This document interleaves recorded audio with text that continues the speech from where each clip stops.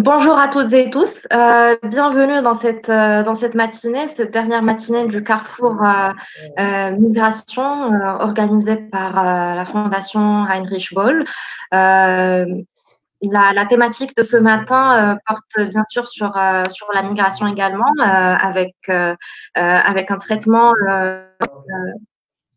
On va aborder la question de manière plus analytique et plus associative aussi. On sera en présence de deux acteurs qui sont actifs différemment sur le terrain. Il y aura parmi nous Daphné, qui est journaliste grecque, qui a travaillé notamment sur le port de Moria en Grèce. Daphné Tolis est basée actuellement à Athènes. Good morning, Daphne. Thank you for being here with us. And I'm very happy to have you here because we're going to exchange a lot about the situation of migrants as you reported it. Daphné, elle s'interviendra en anglais. Il y aura bien entendu une traduction vers le français. Welcome, Daphne. Hi, good morning, everyone from Athens, Greece. We are here under lockdown now because of coronavirus. So I'm currently in Athens. That's where I'm based. But I travel very often to the Greek island of Lesbos, where the famous or infamous camp of Moria was there up until September, when a big fire destroyed the whole camp and people had to be transferred to a new camp that was set up because of the emergency after the fire. So I can talk to you about the conditions facing the asylum seekers that cross. We will talk about it. We will talk about it with a lot of details. Thank you very much, Daphne. And après Daphné, nous avons comme invité également Si Hassan Ammari, qui est représentant d'Alarmphone Méditerranée.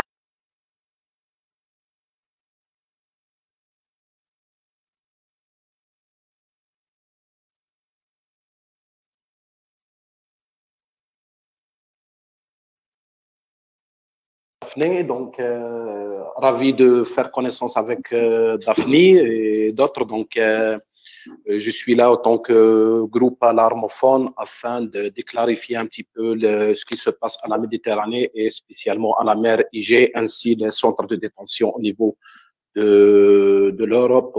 Espérons que nous serons à la hauteur des téléspectateurs, et je remercie le réseau du journaliste de migration au Maroc et la fondation Heinrich Böll de nous saisir cette occasion afin de se débattre sur ce sujet-là, qui est parmi les sujets qui sont très choquants au niveau de cette période-là de Covid. Merci à vous, Si Hassan. Je rappelle que vous êtes basé à Oujda, dans la région orientale du Maroc, où la situation des migrants, vous la suivez de très près, vous la suivez quotidiennement, surtout au niveau frontalier, que ce soit maritime, c'est-à-dire méditerranéen, comme vous l'avez dit, ou que ce soit au niveau terrestre, entre les frontières maroco-algériennes. Donc, merci à vous d'être parmi nous ce matin. Je tiens bien entendu à remercier la Fondation Heinrich Böll pour cet événement. Bien entendu, cette conférence est organisée avec la participation du réseau marocain des journalistes des migrations, et c'est une belle occasion. Je remercie aussi la Fondation Heinrich Böll pour ça, parce que le réseau vient de fêter son deuxième anniversaire. Donc, nous sommes ravis de célébrer cette naissance initiée par Salaheddine Loumeïzi en votre compagnie et dans l'action avec la conférence de ce matin.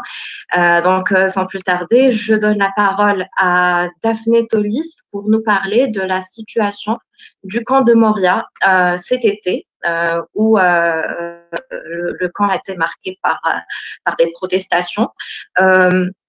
pendant le confinement sanitaire, depuis le début de la pandémie et aujourd'hui. Daphné nous montrera également des vidéos qu'elle a filmées sur place. À vous, Daphné. Hello again. I would like to start with this Bonjour encore tout le monde, je vais commencer avec cette vidéo. C'est un documentaire que j'ai fait et que j'ai filmé pendant le mois de juin dernier. C'est un documentaire de 40 minutes.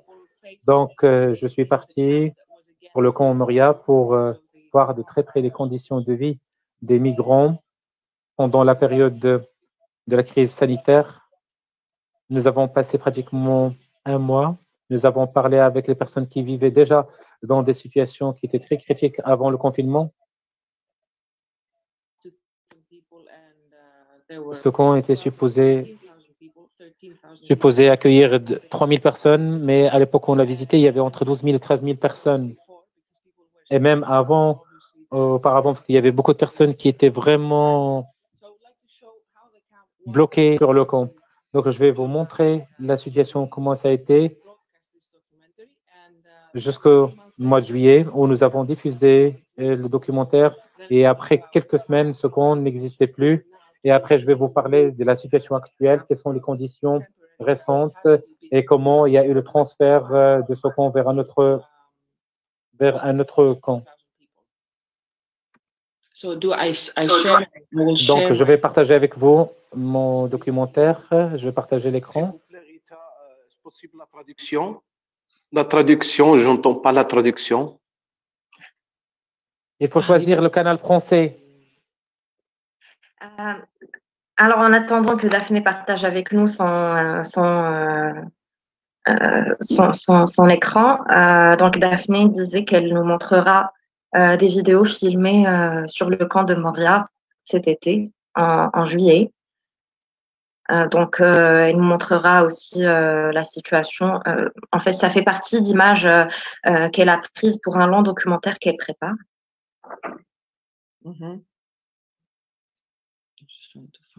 Donc là, je pense que la traduction est disponible. There was someone translating or not? Yes, actually. Okay, so I'm starting with this is Omeira. She's I'm not going to put the whole thing, but she's an Afghan asylum seeker. She came with her family in October 2019, so 1 year ago and 2 months, end of October. And she was in Moria. She was waiting for her asylum application to be processed with her family. She has 2 brothers, her mother and her father, and she started teaching English. She knew some English. She learned on her own as well, and then she started teaching the fellow Afghan women and girls English in a makeshift school in Moria. Donc, je vais vous parler. Cette vidéo elle parle du camp Moria, où il y avait une famille afghane, et vous allez pouvoir voir de très près quelles étaient les conditions de leur vie. Face, Michelle? Yeah. Down, please. Hands. Tools.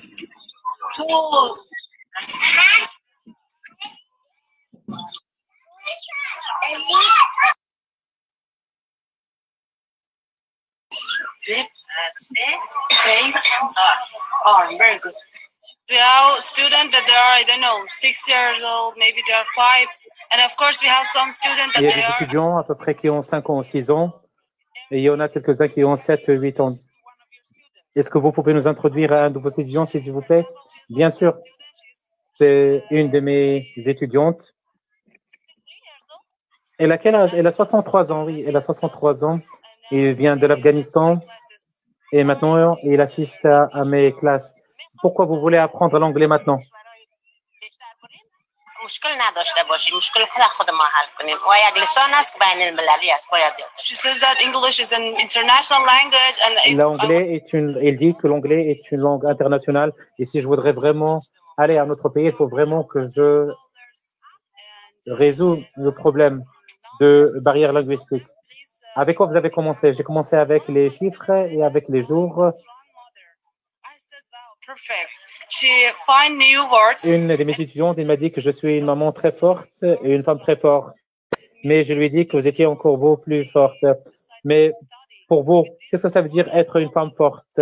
Alors, bien sûr, déjà le fait de vivre dans ce Comoria, ça vous devez faire beaucoup de contraintes et beaucoup de barrières. Donc, c'est très important d'être conscient de notre force. Women are strong. Very good. Les femmes sont fortes. Bravo, c'est bien, c'est ça. Nous avons terminé, merci. On se voit plus tard. Take care. Bye. Prenez soin de vous. Bye.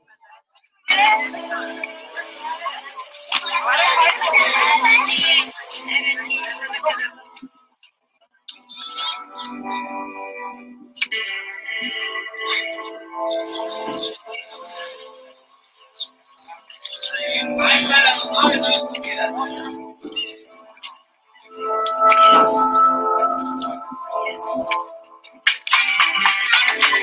Can we go from here?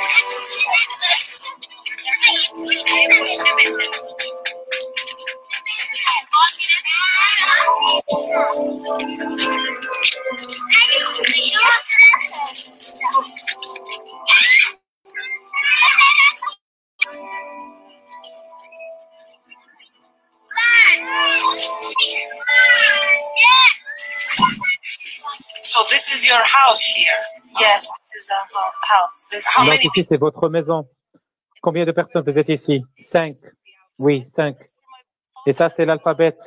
Oui, ça, je l'ai fait pour mes parents, pour ma mère et pour ma mère et pour mon père, parce qu'ils ne connaissent pas la langue arabe et la langue perse. Donc, ce que je leur dis avant d'aller dormir, si vous pouvez passer 2 ou 3 minutes devant ce petit tableau. 7 months. Who told you about that? Nous sommes là depuis 7 ans. Depuis 7 mois, pardon. Depuis quand la première... On vous a parlé de la crise Corona plus tard. J'arrête la vidéo maintenant et je vais passer donc le documentaire pour aller vers l'autre partie du camp où il y a une famille syrienne, il y a un médecin qui était là, mis à leur disposition.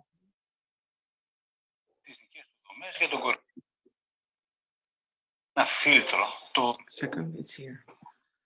συνθήκες πανδημίας και κινδύνου δημόσιας So up until July, actually up until September, there were no cases of corona. Everyone was in the camp, they couldn't go out.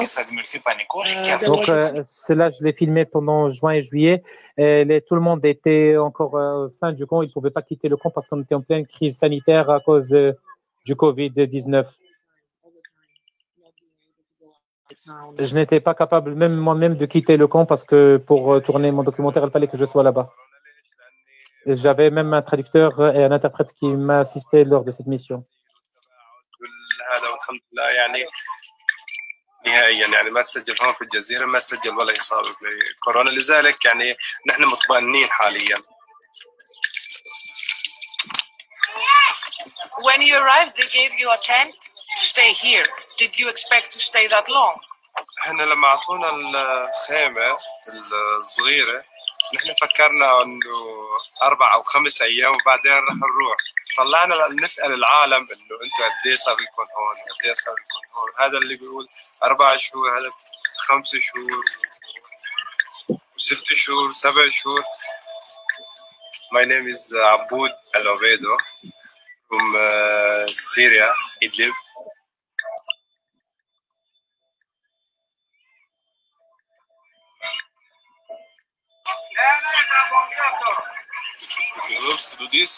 منظمة R4R نحن بنشتغل فيها أنا وصديقي. عملوا المبادرة هاي علشان جماعة الباركين هون يعني في الجبل في الخيم العشوائية مثل ما بيقولوا هلا مشان ما يروحوا للداخل، والداخل اللاين جوا يعني شكل مأساوي وبنساعد بحيث إنه تخفيض الزحامات في اللاين. We are providing food to 2,000 people that live in this section. How does it work here? Who distributes the food? Here in the food bank, we have community volunteers, so people living in this area and in other areas of the camp. This delivery for single woman. How many people benefit from the distribution that is happening here instead of inside the camp? Okay, inside the camp in general, we have 20,000 people in the main line, and here, yeah, it's 2,000. Was this like something that you discussed with the camp manager? Alors, question. Combien de personnes ils sont ici dans le camp? Normalement, ils sont censés être 2 000 ou 3 000, mais à un certain moment, nous sommes arrivés même à être 20 000. C'est pour cette raison que nous avons décidé, alors, nous, en tant qu'organisation, de s'organiser et de venir prêter main forte à l'ensemble de ces personnes qui sont dans le besoin. Nous savons très bien que le contexte actuel est très difficile. Déjà, à la base, la condition de ces migrants dans critique.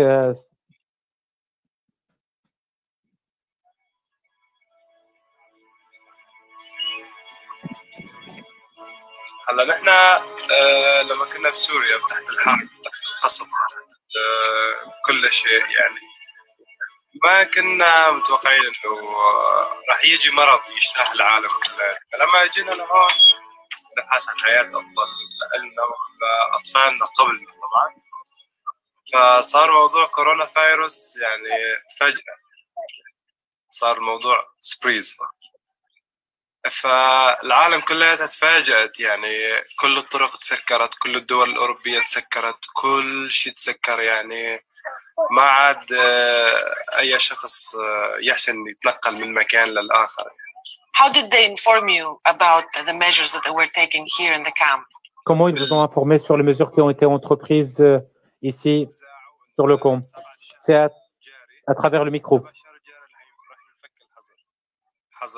Ils ont dit que le 7 de mois actuel, ils vont bien sûr mettre terme au confinement,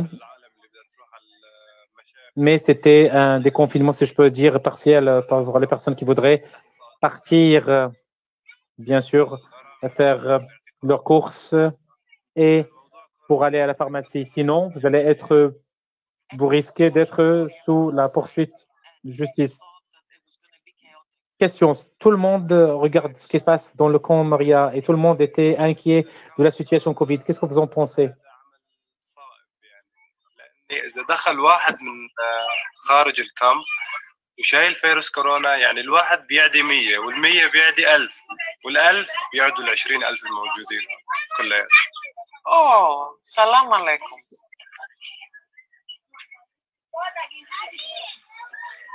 شاهين اسمه. Shaheen, how old? عمره شهر. 1 month. هلا حاليا عائلتي في النمسا او يعني هم راح يعملوا لي لم شمل، فلم الشمل هذا ما راح يقبلوه هون لان موضوع كورونا وكل الطرق مسكره يعني حتى للاجئين هون عم بيعطوا احمر ويعني داخل الاسوس ديبورت لوين يعني ديبورت على تركيا. تركيا بلد غير آمن بالنسبة لنا لأن نحن تركيا عدينا منها طريق لا أكثر يعني. ولو بدهم يعملوا ديبورت على سوريا لمين بدهم يسلمونا يعني؟ بدهم يسلمونا لنظام الأسد؟ لمين راح يسلمونا؟ ما نحن هربانين من نظام الأسد. So this is it. This is the Syrian. So the Syrian man. C'était la famille syrienne. Ils étaient toujours là-bas quand nous avons quitté. Ça, c'est l'endroit où ils vivent au sein du camp Moria. C'était chez eux, leur maison. Et ils partageaient cette partie-là avec une autre famille syrienne. Je vais m'arrêter à ce niveau-là. Vous voyez ici une vue panoramique qui nous montre la localisation du camp.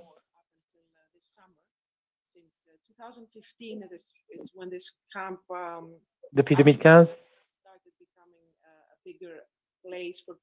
c'était un camp qui a pris toujours de l'ampleur et qui est devenu de plus en plus énorme.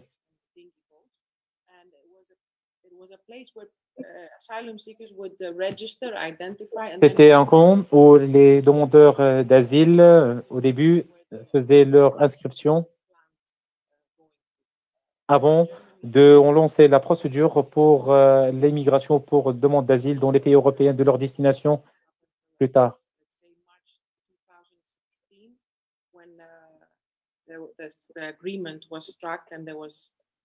Après mars 2016, où il y avait l'accord entre les pays concernés. Et c'était à ce moment-là où les frontières étaient pratiquement closes en face de ces réfugiés avant que l'Allemagne ne prenne l'initiative de les accueillir. Le nombre immense dont on connaît tous. For longer because there was a geographical restriction in place, so they couldn't move to the mainland. And then further up north, they had to have all their claims processed on the island they arrived with. And this was a measure taken by the European Union to, let's say, to curb, to stop the so-called crisis, you know, the people coming along from the sea to Greece. Because I will remind you that up to then, and for the most part of, je voudrais juste vous rappeler, nous avons toujours des arrivées sur les îles grecques avoisinantes, le camp. Daphne, just excuse me to interrupt you for 1 second because we can barely hear you. So the translator who is with us, who is Badr Al-Adam, and who we thank for being here also, even if people do not see him, but they can hear him actually translating. Donc, Badr Al-Adam est notre traducteur qui nous accompagne ce matin pour la traduction instantanée. Je rappelle bien entendu que les personnes qui le souhaitent peuvent écouter Daphné simultanément en français. Donc voilà, Daphné, nous l'entendons pas très bien. Je lui ai demandé juste d'augmenter son volume ou de se rapprocher du micro pour que Badr puisse aussi nous assurer correctement la traduction vers le français.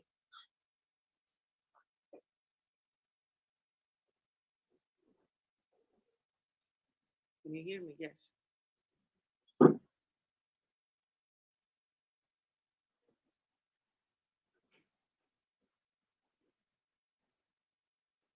À vous, Daphné. Was it translated? Did you translate? Yes, of course. Ah, that was quick. Okay. So it was okay. Great. Thank you. So I was saying that this, you know, we had people arriving from Turkey to Greece. Mostly the majority was Syrian people in the beginning, like in 2015 and 2016, which is understandable. There was this ongoing war, of course, in Syria.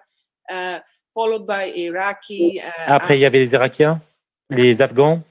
In the years following, et dans les années suivantes, la Grèce a commencé à avoir beaucoup d'afflux des immigrants afghans, que ce soit les Afghans venant de l'Afghanistan, les Afghans qui vivaient en Iran. Nous avons assisté aussi à l'arrivée de plusieurs immigrants.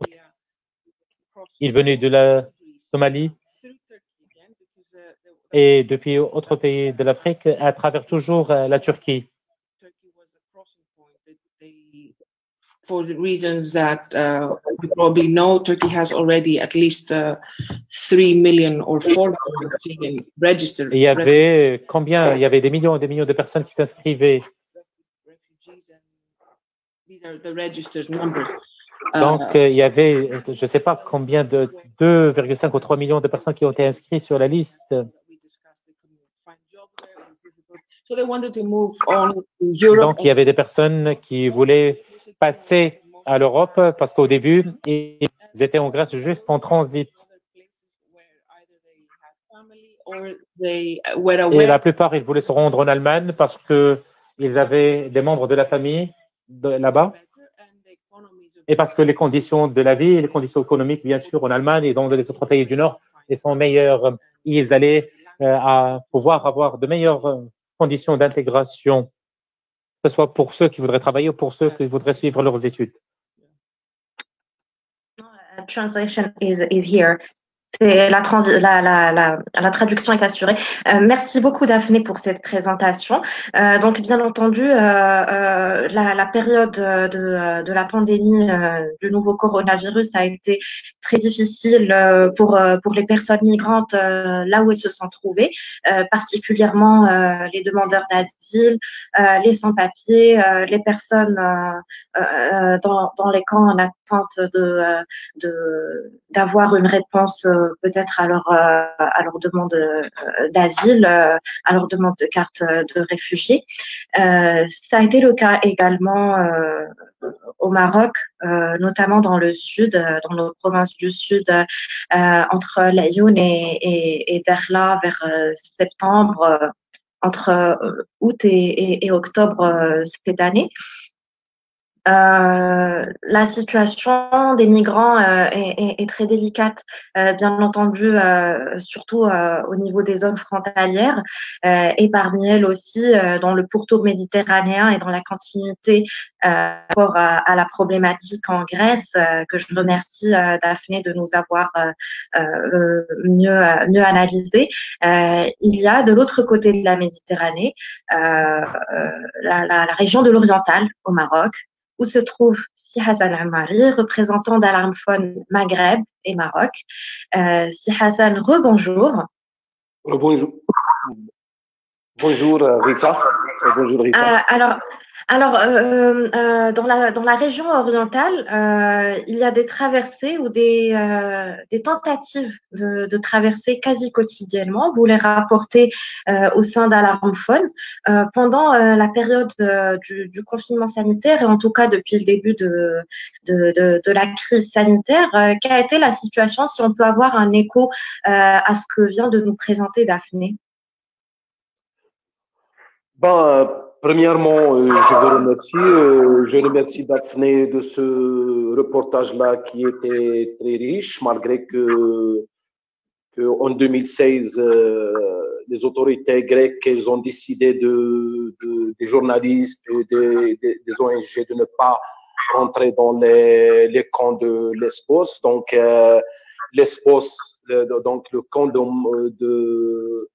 ce camp-là de Moria, c'est un camp qui représente un petit peu, il reflète un petit peu tous les camps qui existent, les camps qui existent au niveau de l'Europe. Donc, Lesbos, c'est une image d'une politique migratoire menée par l'Union européenne. Donc, pas que Lesbos, il n'y a pas que Moria, il y a Nijmegen au niveau de Pays-Bas, il y a le Calais, il y a la Hongrie, il y a la Hongrie qui est la porte de l'Union européenne, la Croatie.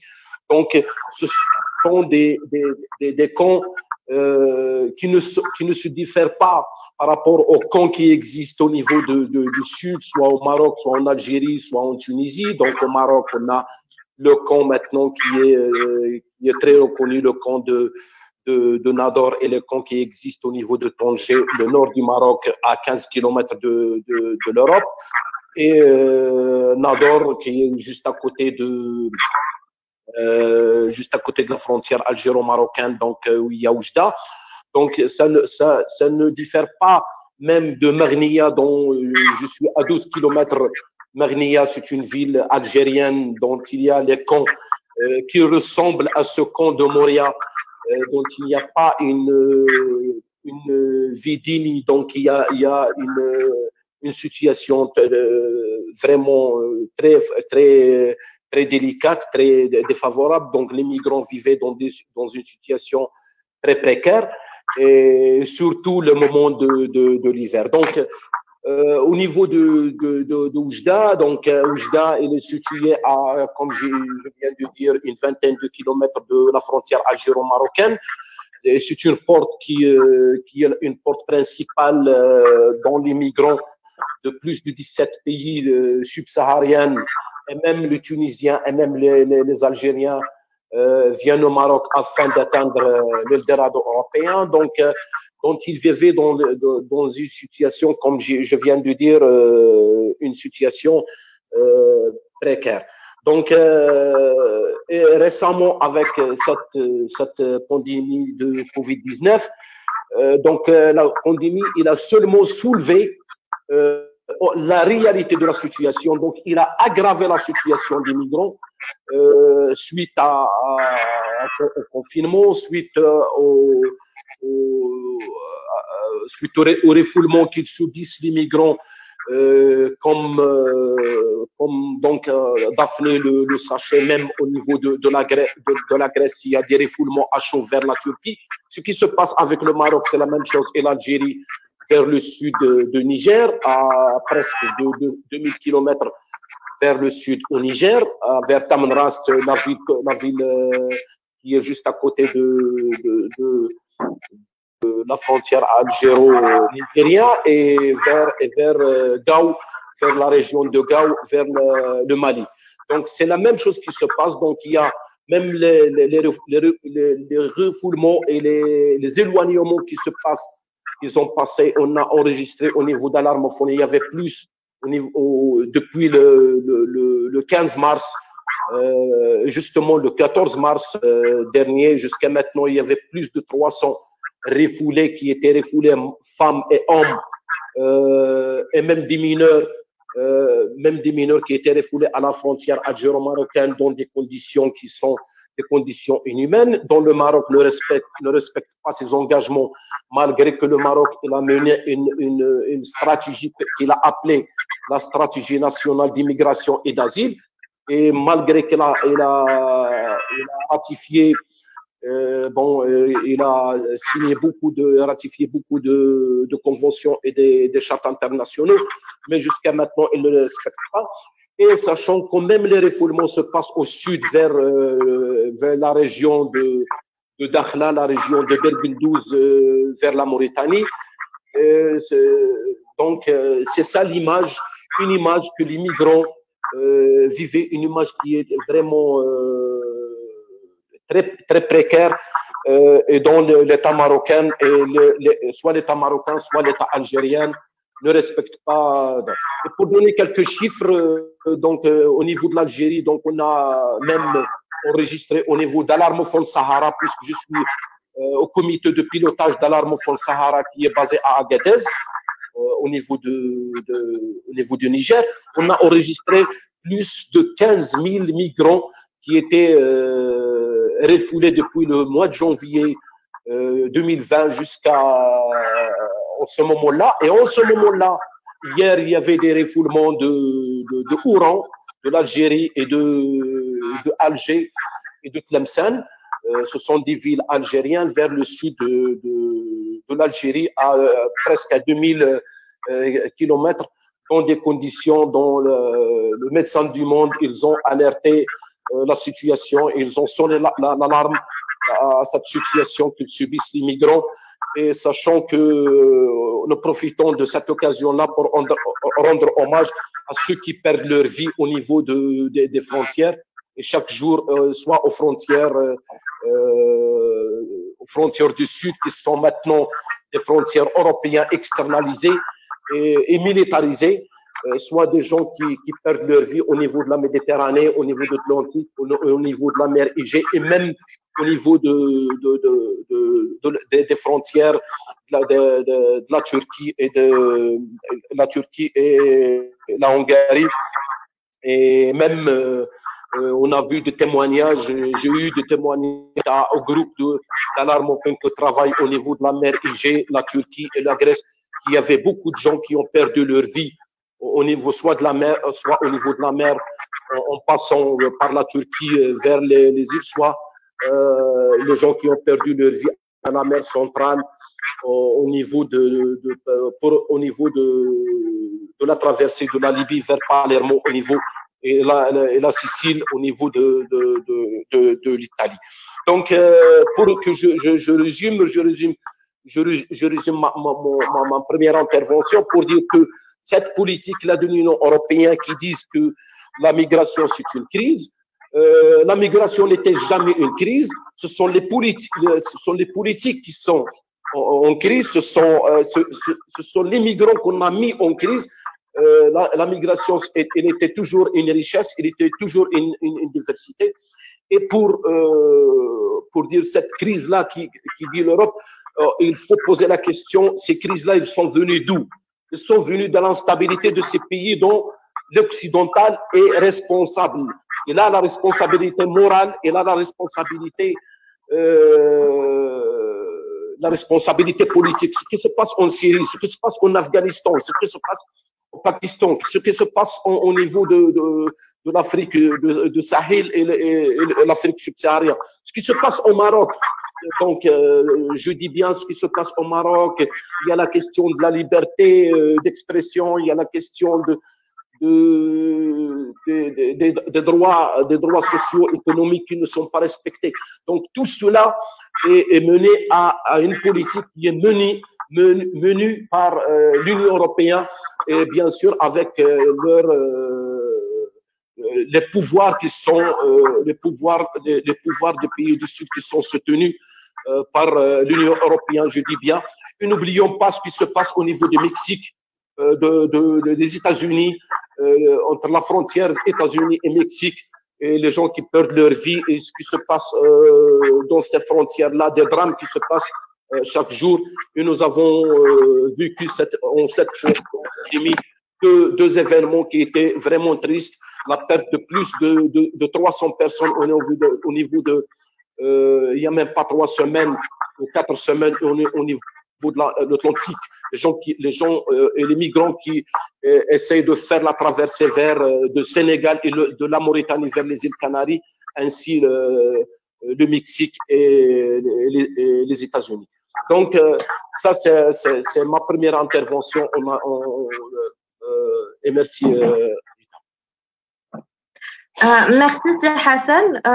Vous agissez dans le même terrain, à savoir celui des camps de migrants. Daphné et vous, Daphné en tant que journaliste et vous en tant que militant associatif. Daphné accompagne donc le quotidien et met en image les réalités des migrants tels qu'elle les a vus dans le camp de Moria en tant que journaliste, et vous rapportez également ces réalités-là de votre prisme associatif. Quel est le travail complémentaire entre vous, c'est-à-dire entre journalistes et associatifs, quand vous voulez illustrer ou imager au large public les questions, la situation des migrants en Méditerranée? Et c'est une question que je vous pose à tous les deux en tout cas.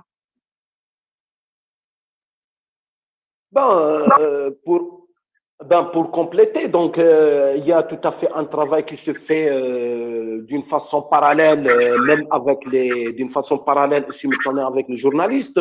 Au niveau de l'Armophone, bien sûr, on est toujours en contact avec des journalistes, on est toujours de contact avec des ONG pour compléter le travail que nous faisons. Donc, nous sommes, au niveau de l'Armophone, comme vous saviez là, on a un téléphone qui est 24/24 qu'on appelle les chiffres, qui sont nos amis à travers le bassin méditerranéen. Et en Europe, c'est un numéro qui est 24/7. Donc, on alerte les gardes côtières, concernés, soit italiens, soit Malte, soit turcs, soit grecs, soit Espagne, afin de sauver les vies, parce qu'on dit que sauver les vies, c'est un droit. Et dans ce cadre-là, on publie chaque 8 semaines des 3 rapports sur les 3 régions, parce que nous, on travaille au niveau de réseau, on travaille sur 3 régions, et on publie des rapports chaque 8 semaines qui sont à la disponibilité des journalistes afin de clarifier la situation et de donner un aperçu de ce qui arrive au niveau soit de la Méditerranée de l'Ouest ou de la Méditerranée de l'Est et de la mer Égée, soit de la Méditerranée centrale entre la Libye, Tunisie et l'Italie. Donc, c'est un travail complémentaire, c'est un travail dont on essaye de refléter, comme je viens de dire, de refléter la situation qu'ils vivaient les migrants. Et au niveau même des frontières terrestres, à l'armophone Sahara, on publie des rapports donc, qui sont disponibles à notre site, soit le site à l'armophone Sahara, soit à l'armophone Méditerranée. C'est là, ils ont un aspect politique pour même faire une description, ce qui fait l'évaluation. On essaie d'évaluer par notre travail en collaboration avec les journalistes, avec les ONG, et même les bateaux de sauvetage humanitaire, soit Sea-Watch 1, Sea-Watch 2, Sea-Watch 3 et les autres. Et avec les ONG qui travaillent sur le terrain, soit au Cameroun, soit au Niger, soit au Mali, afin de clarifier la situation. Et en collaboration avec MDM, Médecins du Monde, avec MSF et toutes les associations qui aident les migrants dans cette situation-là, qui est une situation, disons, provoquée ou dont la responsabilité que je viens de dire, la responsabilité morale et politique, l'Union européenne et les régimes des États du Sud sont responsables. Merci, Si Hassan. Daphné Tolis, je vous pose donc la même question, à savoir quel est l'apport, ou en tout cas où se retrouve Daphné en tant que journaliste et les militants associatifs qui, grâce à qui d'ailleurs beaucoup d'informations, de premières informations remontent aux journalistes. Question de votre rencontre sur le terrain, sur le même terrain où vous êtes présent, en tout cas pour le cas de la Grèce.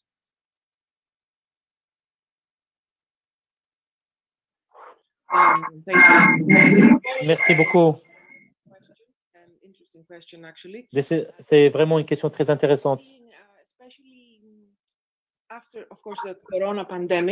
Après le début de la crise du Covid, et peut-être au début, Erdogan en Turquie, il avait dit qu'il allait laisser les frontières ouvertes entre la Turquie et les autres pays européens. Après, nous avons eu une crise nationale en Grèce. Il y avait des personnes qui vivaient dans les camps du côté turc et qui essayaient de traverser pour passer en Grèce dans les taxis, dans les camions, dans les autocars.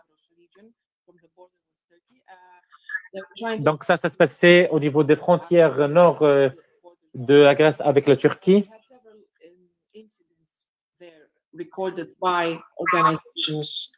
Et il y avait beaucoup d'incidents qui nous ont été reportés, que ce soit de la part des organisations de la société civile ou des groupes associatifs différents. Il y avait des reportages, il y avait des scènes de violence qui ont été reportées. Asymmetric attack. It was the Greek government said we are under attack. Le gouvernement grec avait prétendu qu'on étions sous le coup d'une attaque asymétrique, si on peut la qualifier d'ainsi. Et il y avait à ce moment-là des voix qui disaient, et qui haussaient le ton, qui disaient qu'il fallait qu'on protège nos frontières grecques parce que la Turquie allait laisser passer tout le monde. Et parce que nous n'avions ni les ressources ni le temps nécessaire pour gérer ces afflux. Et parce que la Turquie, comme vous savez, elle avait donné cette menace qu'ils allaient ouvrir les frontières, vu que selon eux, l'Union européenne n'avait pas respecté leur engagement. Donc, vous pouvez imaginer la situation, le gouvernement grec, les agences de protection des frontières en Europe, Frontex et autres, ils avaient organisé des patrouilles, ils ont dédoublé, voire triplé leurs efforts et les ressources. Ils avaient même essayé donc de faire une extension de ce mur imaginaire avec les voitures de patrouille, etc. physically be there. So we relied a lot with organizations like. Nous étions peut-être limités en termes d'accès physique, nous, les reporters et autres là-bas, mais nous étions bien sûr dans l'obligation de collaborer, et chose que nous avons toujours fait avec la société civile, avec les associations et avec les communautés locales qui sont présentes là-bas.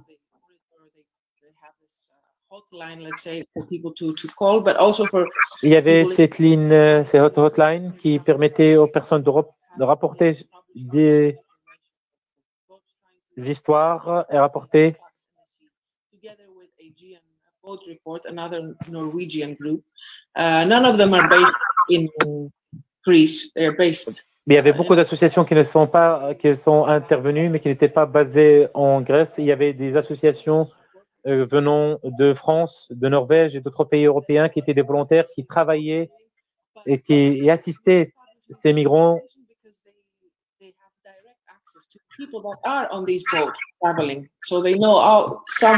Et c'était intéressant d'être en contact avec eux parce que ces gens-là, ils sont en contact permanent et continu et direct, comme j'ai dit, live avec ces personnes parce qu'ils intervenaient aussi en plein mer pour les opérations de sauvetage, pour les bateaux. Parfois, ils étaient là avant même les forces de l'ordre, les gardes côtières, pour prêter main forte.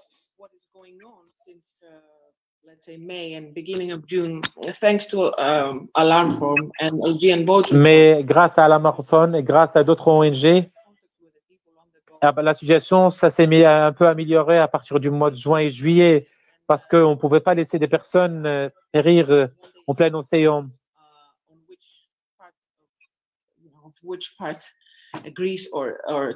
Et puis, c'est pas aujourd'hui, il faut se chamailler sur dire d'où viennent ces Syriens ou ces Afghans, est-ce qu'ils viennent de la Turquie, est-ce qu'ils viennent de la Grèce.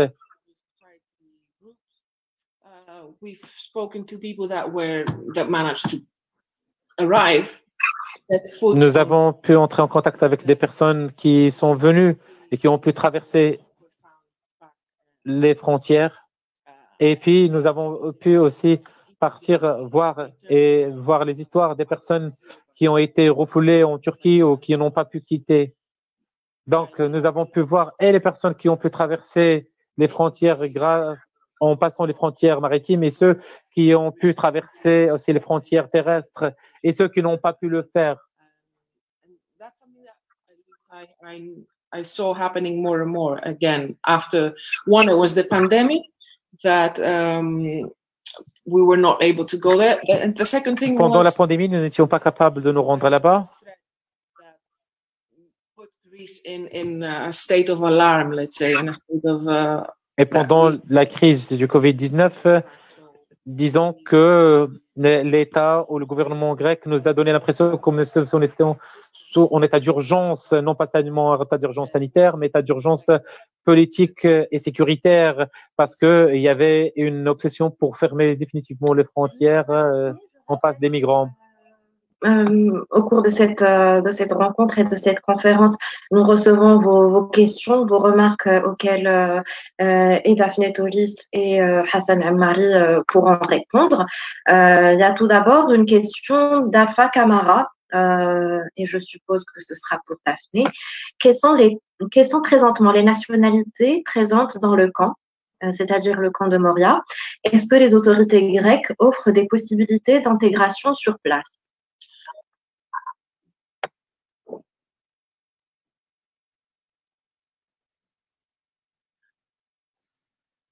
Well, that's a problem. C'est vraiment une question problématique et c'est pas un problème qui n'a pas été résolu pendant 5 ans parce qu'il y a certaines personnes qui voulaient rester en Grèce et c'était assez challenging pour la Grèce. Il y avait quelques-uns qui étaient là juste pour vivre quelques semaines ou quelques mois en attendant de pouvoir partir. Mais pour la question d'intégration, c'est quelque chose qui est problématique. En théorie, une fois ils obtiennent la carte de réfugiés. Les 2-3 premières années, ils pouvaient avoir accès au marché du travail, ils pouvaient avoir la couverture sanitaire. Mais ce n'est pas le cas aujourd'hui à cause de la crise sanitaire COVID-19 parce que ces dispositions ont été suspendues entre-temps. Mais une chose qui est encore toujours existante, c'est qu'ils peuvent accéder à l'assistance médicale lors de cette crise sanitaire. Et tout est fait à travers le système des rendez-vous, donc vous pouvez imaginer la queue, vous pouvez imaginer aussi le temps d'attente pour avoir des rendez-vous, pour partir voir un médecin. Il y a aussi certaines activités d'intégration comme l'enseignement de la langue grecque pour meilleure intégration. Dans le camp Moria que vous avez vu dans la vidéo, il est complètement incendié aujourd'hui. Il n'existe plus. Et dans le camp Karadebe, ce qui veut dire la colline noire, c'est un camp qui a été construit rapidement au mois de septembre, juste après l'incendie. C'est un camp sous forme de tente. Ils ont commencé il y a 2 semaines, oui, à peu près, à le rendre adapté aux conditions d'hiver, parce qu'auparavant, il n'y avait pas l'accès à l'eau chaude. Aujourd'hui, il y a la possibilité d'avoir de l'eau chaude, mais c'était tout récent. Il y avait aussi, par exemple, des installations pour la blanchisserie, pour le lavage et autres. Mais il y a toujours l'impossibilité pour tout le monde d'accès à l'électricité.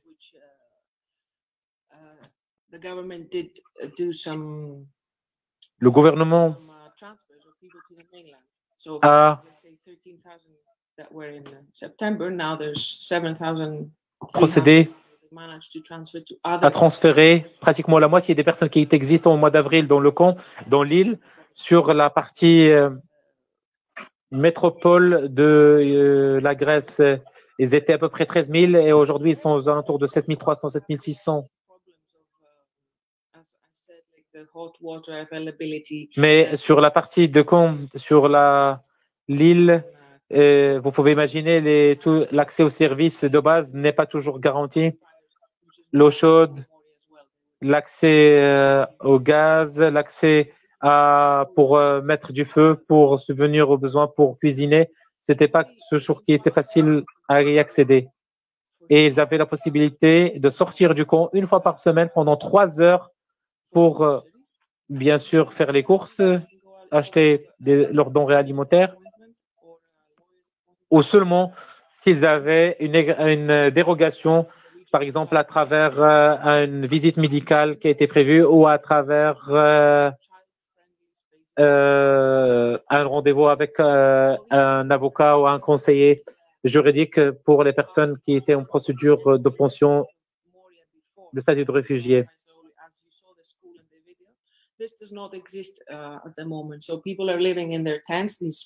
Au début, les personnes vivaient dans les tentes. Ils leur ont donné une certaine, une sorte de sous-matelas en bois pour qu'ils puissent mettre leur sac à couchage ou leur petit matelas ou leur couverture pour dormir dessus. Les conditions n'étaient pas terribles. Le gouvernement avait dit que c'était un camp temporaire avec un autre camp.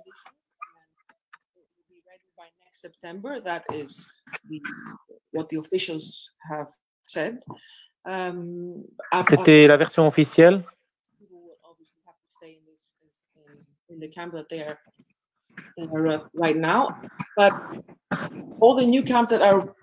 Mais l'ensemble des camps, des nouveaux camps qui ont été construits et ceux qui vont être construits, que ce soit sur la partie de l'île, ils vont être fermés à un certain moment parce qu'ils veulent dissuader les personnes à ce qu'ils viennent, parce qu'ils savent ou ils veulent Ils veulent faire passer le message que si ces camps, ils sont là, ils sont en train de construire des camps, c'est comme s'ils sont en train de dire aux gens de venir, de continuer à venir. À part nationalité, il y avait les Syriens, des Somaliens, des ressortissants de Congo et autres nationalités. Je poserai une question similaire à Hassan Ammari parce que nous savons qu'il y a des lieux de rassemblement précaires de migrants sur les régions, dans les régions frontalières. Anador, on a beaucoup parlé de la forêt de Gorogo. Dans l'oriental, dans l'est de Oujda, dans la région du sud-est du Maroc, la région désertique. Si Hassan, est-ce que vous pouvez nous décrire la situation où logent ces migrants-là? Avant de vous répondre, je voulais me rebondir à un grand problème qu'il a soulevé Daphné et la question qu'il a posée Alpha, que pour les nationalités, je peux dire même, et ça le connaît bien Daphné, le camp de Samos, que j'ai visité, une visite très brève au niveau de la Grèce il y a presque 3 ans. Il y avait même des Marocains, il y avait même des Tunisiens, il y avait même des Subsahariens. Donc, en plus des Syriens, en plus des Irakiens, les Pakistanais et nationalités de Moyen-Orient. Donc, et les Iraniens. Donc, il y a les Maghrébins qui arrivent, qui font les vols vers la Turquie et de la Turquie. Donc, ils font la traversée. Il y a toute nationalité. À Moria, il y a toute nationalité au niveau de ça. Au niveau de comment peut-on décrire un petit peu la situation au niveau des camps au Maroc et des camps en Algérie. Donc c'est la précarité totale. C'est au niveau de Moria, ils ont l'accès à la santé avec MSF et même MSF. Je voulais dire une chose qui est très importante au niveau de Moria. Il y avait même MSF au niveau de Moria qui ont achevé leur travail parce qu'ils étaient sentis qu'ils étaient très gênés à un moment donné par les autorités grecques et les autorités turques. Donc à un moment donné. Oui. Mais au niveau du Maroc, c'est plus pire. Au niveau de l'Algérie, c'est plus pire au niveau de.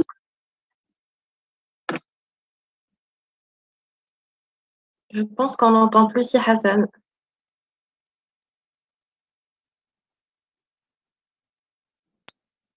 Je dis au niveau des camps au Maroc et camps en Algérie et les camps qui existent au niveau de Niger, la situation c'est plus pire. Il n'y a pas l'accès à la santé malgré qu'il y a des associations humanitaires qui font un effort pour rentrer à ces camps, mais ils sont totalement interdits. Ce qui arrive au niveau de Nador, le camp de Bolingo, le camp de Gourougou et Boukhalef. Donc, les associations, même humanitaires, pour distribuer de la nourriture, distribuer et faire l'assistance médicale, l'assistance sociale, et ils sont interdits parce que c'est comme si des enclaves qui sont enfermées par les autorités. Donc, et surtout au niveau de confinement, on a reçu beaucoup de témoignages, beaucoup des appels téléphoniques, soit à nos antennes qui existent à Rabat et à Casa et à Tanger, soit à Oujda. Donc, l'accès à l'eau potable, l'accès à la santé, l'accès à l'électricité. L'accès à l'électricité, il ne faut pas parler parce qu'il n'existe plus. Il n'a jamais existé. Mais le travail qui faisait un petit peu les associations qui font l'assistance médicale et l'assistance humanitaire et sociale, ils ont des problèmes avec les autorités parce que les autorités, et chaque fois, il y a les autorités qui brûlent et qui détruisent même les couvertures, même le plastique, même l'eau potable qu'ils peuvent avoir, parce que pour avoir de l'eau potable, l'eau potable dans ces zones-là, il faut faire une traversée d'une journée de 4-5 kilomètres pour avoir de l'eau potable. Même les habitants qui habitent autour de ces campements, ils sont interdits de faire des actes humanitaires. Donc, ce qui se passe, c'est la criminalisation même des aides humanitaires. Au niveau de l'Europe, il y a la criminalisation de sauvetage, il y a la criminalisation d'aide humanitaire. Au niveau du pays du Sud, c'est la même chose qui arrive avec les migrants. Et au niveau du discours politique, au niveau du discours officiel, il y a un double discours. Il y a ce qu'on appelle la SNIA au Maroc, il y a l'intégration et la réintégration au niveau de l'Algérie. Il y a ce qu'on appelle la collaboration entre l'OIM, l'OHCR et au niveau de Niger. Mais au niveau de la réalité, au niveau de ce qui arrive au terrain, les migrants, ils vivaient vraiment une situation très précaire. Une autre question pour Si Hassan, encore une fois, Alpha Camara. Quelles sont les causes dues au changement des routes migratoires au niveau du Maroc dans certains pays de l'Afrique subsaharienne, comme le Sénégal?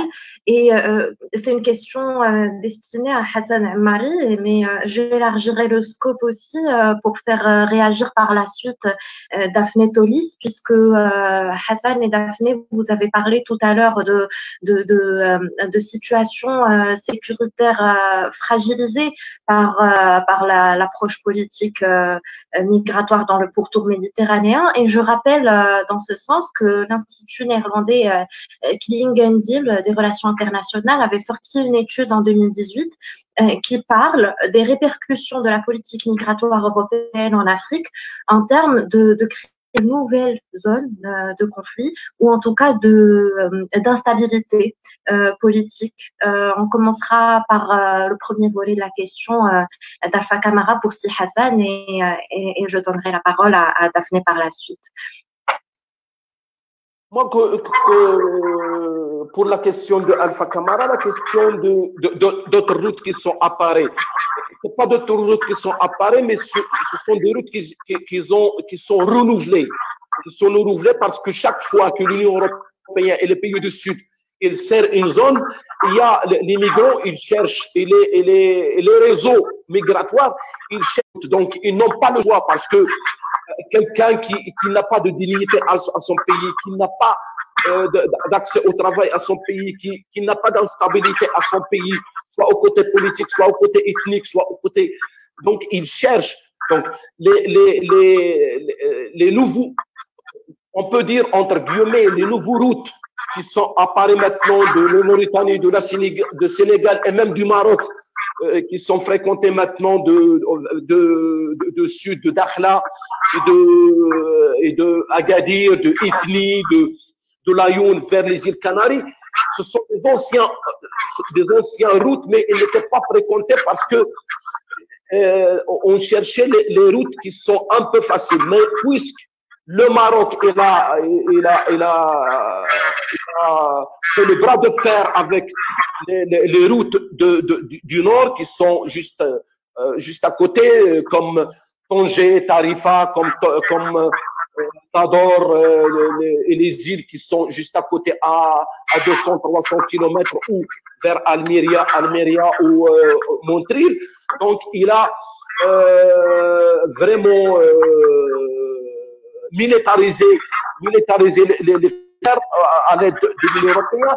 Donc, les migrants, ils cherchent d'autres routes qui sont plus risquées parce que le Sénégal, quand on parle de Sénégal, de Dakar vers les îles Canaries, c'est 5 jours jusqu'à 8 jours de traversée. C'est 1200 à 1100 kilomètres. C'est 1100 kilomètres à 1200. Donc, les migrants, ils cherchent. C'est pour cela que les tragédies, chaque fois que on serre les frontières, il y a les tragédies qui s'augmentent. Donc, il y a une approche sécuritaire, soit par l'Union européenne qui est soutenue, l'Union européenne, les pays du Sud, bien sûr, les pays du Sud qui est soutenu par l'Union européenne. Les migrants, ils cherchent d'autres routes. Donc, voyez, dernièrement, il y avait des petits incidents qui sont arrivés au niveau de Melilla. Il y a même les égouts. Parce que là, il y a l'eau utilisée ou les égouts qui sont juste à côté du Maroc, de côté marocain. Et ils sont pris par les migrants. Il y avait deux morts deux personnes qui étaient mortes parmi eux, deux Marocains. Et il y a presque un mois, il y avait 4 qui ont perdu leur vie dans des égouts. Donc, il y a la question de renforcement des barrières au niveau des enclaves Ceuta et Melilla. Donc, chaque fois qu'on renforce, chaque fois que les réseaux ils cherchent d'autres itinéraires et la situation s'aggrave plus en plus. Merci, c'est Hassan. Je reviens à Daphné par rapport au second volet de cette question, c'est-à-dire les répercussions des politiques migratoires sur la gestion des frontières et par conséquent ou par extension sur la situation des migrants, puisque vous avez abordé l'épisode entre la Turquie et la Grèce. Est-ce qu'on ressent des petites instabilités dans les pays de l'Europe de l'Est ou de l'Europe centrale par rapport qui sont liés à la politique migratoire?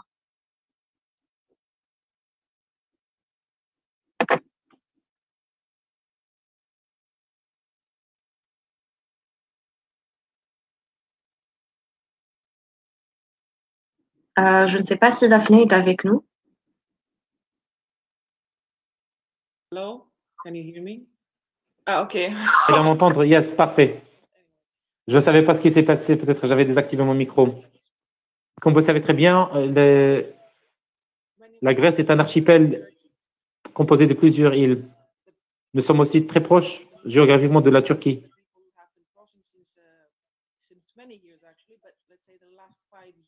Depuis des années, ces îles étaient traversées, mais depuis 5 ans, 10 ans, qu'il y avait une concentration énorme des migrants désirant se rendre en Europe.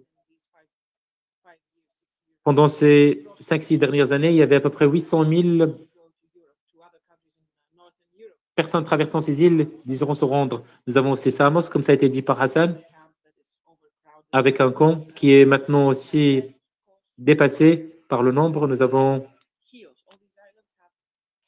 Hills et nous avons donc des camps d'inscription et de certification et de recensement des personnes pour avoir un contrôle des flux migratoires et pour avoir une coordination avec les pays de l'Union européenne, pour essayer d'identifier et de réinscrire et pour procéder plus tard au traitement de leurs demandes d'asile. Après l'accord de 2016, quand les frontières des pays les pays Balkans, ils ont fermé leurs frontières pour en face des personnes qui vont se rendre en Allemagne, en Autriche et ailleurs. Il y avait beaucoup de personnes qui essayaient de traverser les frontières terrestres depuis le nord de la Grèce. Pendant l'hiver, les fleuves deviennent très mortels parce que le niveau d'eau augmente et bien sûr, il y a beaucoup de personnes qui se trouvent bloquées, beaucoup d'incidents mortels malheureusement. Donc, tout dépend de votre situation, d'où vous venez, si vous êtes syrien, si vous êtes somalien, si vous êtes un afghan, si vous êtes marocain ou tunisien.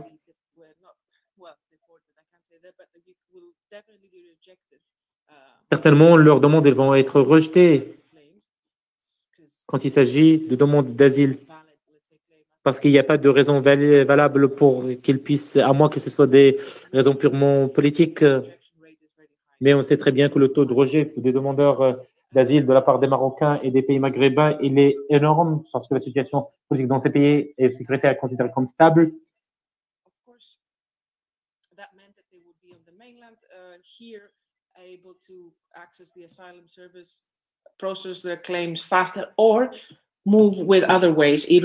Donc, les personnes qui sont sur les îles, ils savent très bien que leur demande d'asile, ça va prendre beaucoup de temps. Pour ceux qui sont peut-être dans la Grèce métropole ou sur la Grèce, dans le territoire à côté des grandes villes, ils savent que ça va être quelque chose de plus confortable.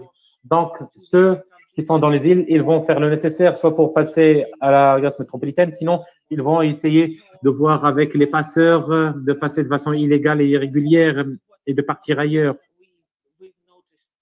Une des différences ou une des répercussions que nous avons senties ici en Grèce, c'était donc ce changement de manière de faire. Il y a aussi la criminalisation de l'aide envers les immigrants, ou la criminalisation même de traiter avec les immigrants. Because Greece has been accused of pushbacks, which the Greek government denies. La Grèce a été toujours accusée de pousser et de faire réaviser les personnes pour les pousser encore plus loin. Le gouvernement grec a toujours, bien sûr, nié. Greece has been doing people that arrived either at the sea or people that arrived and then were sent straight back. Mais il y avait des rapports qui ont été partagés, qui ont été publiés par New York Times, qui disaient que les autorités grecques, ils ont procédé même à l'extradition immédiate et au refoulement immédiat des personnes qui sont venues à travers les frontières terrestres ou à travers les bateaux. Ces ONG, ils sont vus comme des criminels, comme des trafiquants, parce qu'ils essayent de faire passer des aides aux autres. Il y a l'aide aux migrants, bien sûr, qui relève de l'humanitaire et qui relève même du devoir, si on se réfère à certaines réglementations internationales en termes de droits humains. Et il y a la traite des êtres humains. Et il y a des lois qui sont de plus en plus renforcées d'ailleurs en termes de traite des êtres humains dans beaucoup de pays méditerranéens. Il y a une loi en Grèce notamment, il y a une loi au Maroc. Quelle est la, j'ai envie de dire, l'arme à double tranchant quand on parle d'aide aux migrants et qu'il y a des dispositions qui criminalise bien entendu la traite des êtres humains.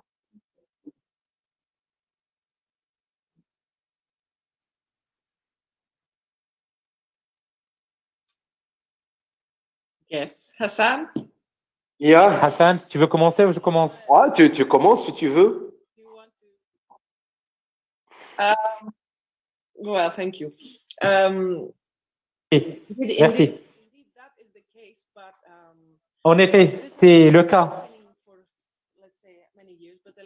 Ça arrive depuis des années, mais pendant les dernières années,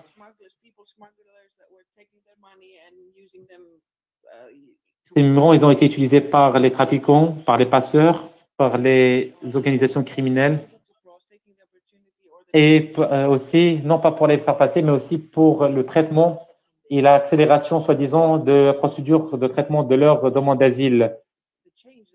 Ils voudraient profiter de leur situation et de leur fragilité.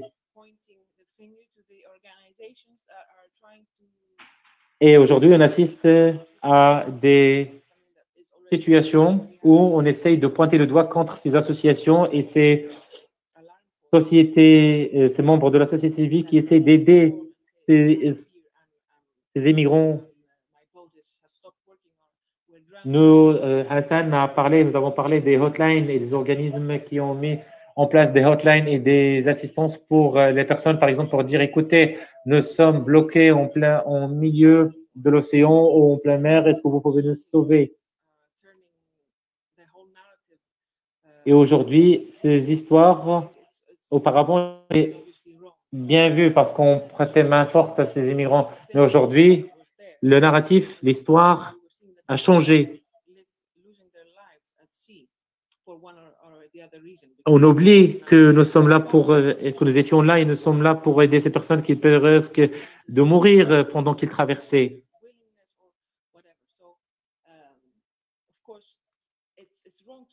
think that the groups that try to cross, of course, irregularly, they try to cross that are not informed by other, they have their own groups, they have their own contacts, even. Ces personnes qui essaient de faire des traversées, ils ne sont pas déconnectés du monde. Ils savent très bien, ils sont en contact avec des personnes qui sont passées de l'autre côté et savent les risques y afférents. Ils ont leur téléphone et bien sûr, ils doivent l'utiliser si leur vie est en danger. Ils se connaissent. Il y a des familles qui savent que leurs chers sont en train de traverser. Il y a plusieurs nationalités sur le même bateau. Parfois, ils ne parlent pas la même langue.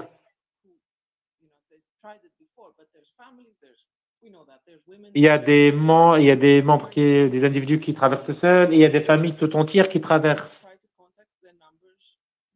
Donc, ils essayent d'entrer en contact avec les numéros qui sont mis à leur disposition, comme à lancer des alertes ou pour demander des secours ou autre chose. Et essayer de criminaliser ces associations, ces personnes, ces organismes qui essayent de prêter main forte pour dire, écoutez, c'est comme si vous êtes en train d'encourager ces personnes à venir parce qu'ils savent qu'ils vont, dans tous les cas, avoir de l'aide. Et ça, c'est quelque chose qui est fait dans la mesure de vous faire sentir coupable devant votre communauté et devant la société. C'est une approche populiste, si je peux dire. C'est une affaire qui penche vers la nationalisation et qui rend toutes sortes, tout genre d'initiatives criminalisées. Thank you so much. À cette question et nous terminerons sur cela. Bon, avant d'aborder cette question-là, je voulais seulement ajouter une très importante note dont il a soulevé Daphné, c'est que ce jeudi-là, avant-hier, là, l'Union européenne et l'Union européenne avec la Grèce, ils ont signé un accord de créer un autre camp juste à côté de Moria. Le camp de la honte, donc on va créer un autre camp de la honte que MSF pas mal de fois et des ONG pas mal de fois ils ont alerté, ils ont dit que ce sont des camps qui seront des bombes qui peuvent s'exploser à n'importe quel moment. Et l'incendie qui est arrivé à Moria, c'était un signe que normalement l'Union européenne et la Cour européenne des droits de l'homme, il faut qu'ils réagissent à ces camps-là. Pour la question de la situation des défendeurs des droits de l'homme et des défendeurs des droits des migrants, donc au niveau du Maroc, on a une loi qui s'appelle la loi de la traite 2714 et on a la loi 0203 avec lesquelles on poursuit les migrants, on poursuit les migrants malgré ces lois-là qui ne sont pas compatibles aux conventions et pactes internationaux. Normalement, la loi 2714, la société civile comme l'AMDH et d'autres acteurs, l'Association marocaine des droits de l'homme et d'autres acteurs, ils ont demandé en 2015, le moment où il y avait cette loi avant qu'il soit en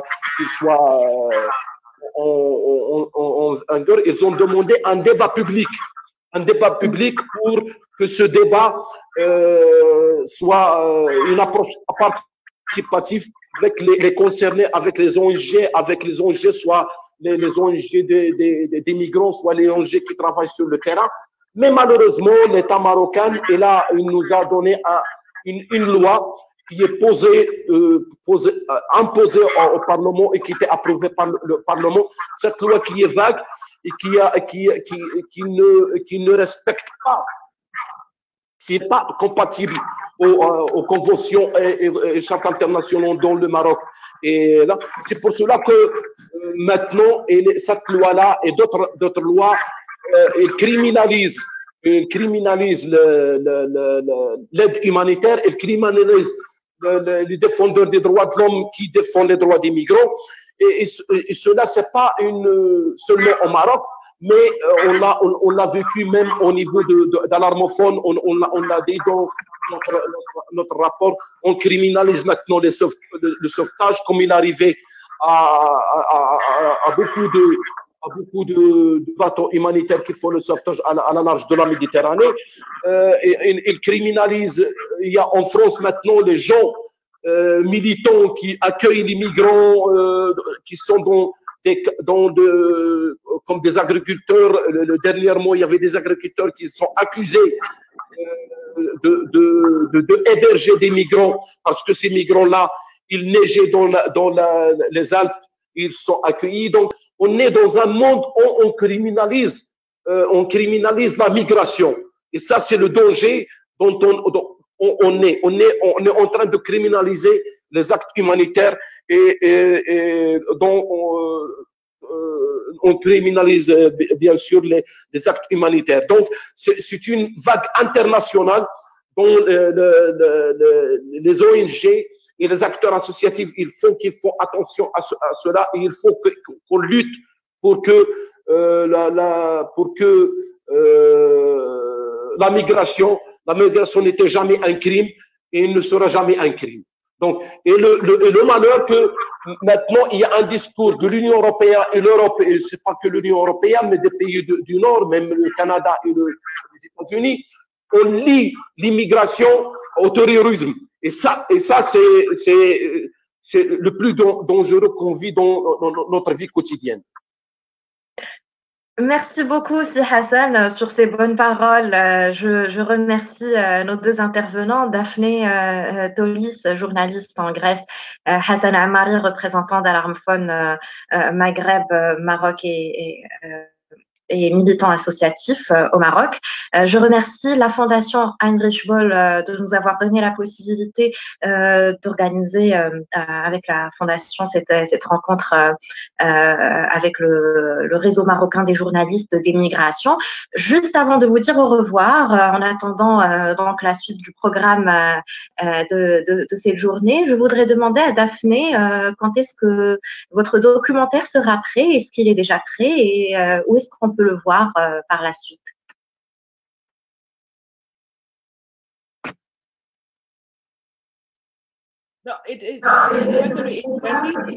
En fait, le documentaire est déjà prêt.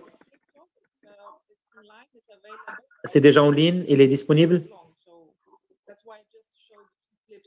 Alors, tout à l'heure, je vous ai montré juste des séquences. Il est 46 minutes de longueur. Comme j'ai dit, il traite la question de Camp Moria, mais ce Camp Moria, il est incendié aujourd'hui. Donc, ces gens-là, ils ont été transférés ailleurs. Mais encore une fois, vu les restrictions et vu les restrictions qui sont encore plus strictes, malheureusement, pendant ce deuxième confinement, notre mobilité, il est réduite. Et vous imaginez que déjà les personnes qui vivent là-bas, leur mobilité encore, elle est plus réduite. Ils peuvent sortir qu'une fois par semaine et c'est tout. L'accès même au camp est limité pour les personnes externes. Dernier point, il y a aussi une criminalisation ici se passe en Grèce pour l'ensemble des acteurs de la société civile qui veulent porter de l'aide, que ce soit de l'aide singulière individuelle faite par des personnes ou de l'aide qui est organisée et structurée.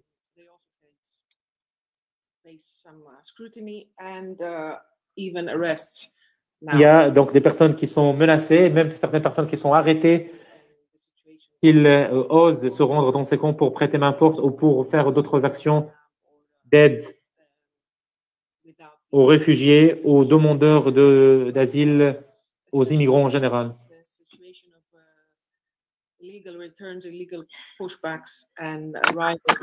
Surtout qu'aujourd'hui, nous assistons à une vague de rapatriement, de refoulement de ces personnes vers leur pays d'origine. Merci beaucoup Daphné Tolis, encore une fois. Merci si Hassan Amari. Je rappelle que vous êtes intervenu dans le cadre du e-Carrefour de la migration Parole aux migrants, organisé par la Fondation Heinrich Böll. Je tiens à remercier tout particulièrement l'équipe technique qui nous a accompagnés depuis ce matin, que les spectateurs ne voient pas publiquement, mais sans qui cette conférence n'aurait pas pu être rendu possible. Et donc, je remercie tout particulièrement aussi Badr Ladan qui était à l'interprétation, à la traduction de l'anglais vers le français. Je rappelle la suite et la fin de ce e-Carrefour, du programme de ce e-Carrefour aujourd'hui. Donc, à 15h, vous aurez rendez-vous avec le 3e court-métrage programmé dans le cadre de cet événement. Et qui est Sorry de Papé Sec. À 16h30, vous aurez rendez-vous avec une pièce de théâtre, Yemolé Yemo sous l'arbre à palabre. Et à 17h15, dernière activité du e-Carrefour, rencontre et échange libre avec Ruben Yemo Odoy autour de sa pièce de théâtre. Merci à tous. Je vous souhaite une excellente journée, un excellent samedi, un excellent week-end et à très bientôt, à une prochaine occasion. Merci Rita. Merci infiniment Rita et merci l'équipe technique. Merci Daphné. Merci à vous. Merci. Merci Salah Abdel. Merci Daphné, merci Hassan. Ouais. Take care everyone. Thank you very much for Merci tout le monde. Prenez soin de vous. Bye. Au revoir. Au revoir.